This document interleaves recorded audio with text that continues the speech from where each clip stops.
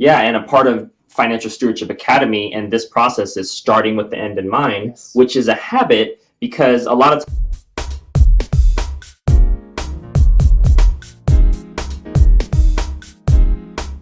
Hey, this is Lance McGowan. I have my friend Tanner Fergard here, and today we are covering part 10 of our Financial Stewardship Academy, exclusively available on YouTube. And today's topic is all about the habit to begin with the end in mind and what that has to do with financial education. When it comes to your life goals, it's important to continue the process of thinking well. And so when we do that, although many people set goals at the beginning of the year, especially New Year's, some of us need extra motivation to put them down on paper.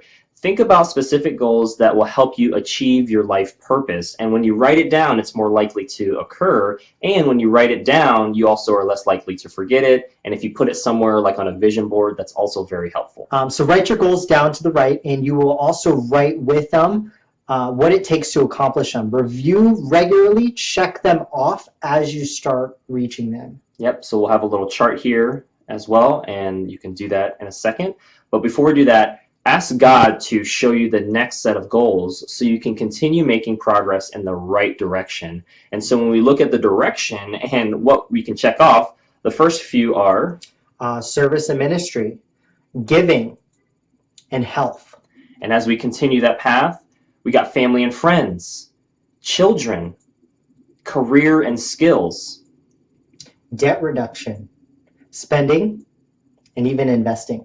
So this path follows, maybe not chronologically for you, but it's important to prioritize them in a way where you're at least touching on all of them and have a game plan for setting your life goals and your purpose in accordance to these things, because these will all serve you well, whether you're an entrepreneur, employee, executive, stay-at-home mom, work from home, work for somebody else, work for yourself. It don't matter. These are aspects that are going to touch all of that in one way, shape, form, or another. And yes, you can cherry pick a little bit, but it's important to at least pick the ones that most matter to you and eventually maybe try to even hit them all.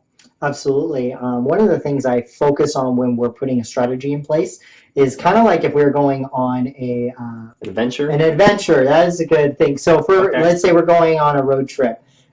Well, we got to know where we're going to end. Yeah. Right? And then all of the other places that we visit is just kind of like a bonus. But we have a goal. We have it focused on, this is where I want to go, and this is where I currently am. How do I get there? And make sure that you check off each of the little destinations while you're on that path to do it.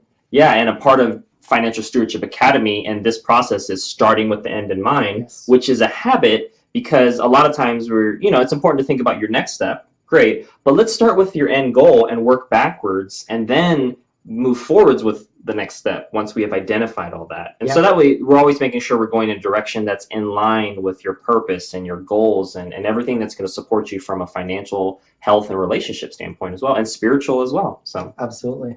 Well, that's all we have for today. You can save 30% off of our Financial Stewardship Academy webinar by using the discount code FREEDOM in the description below.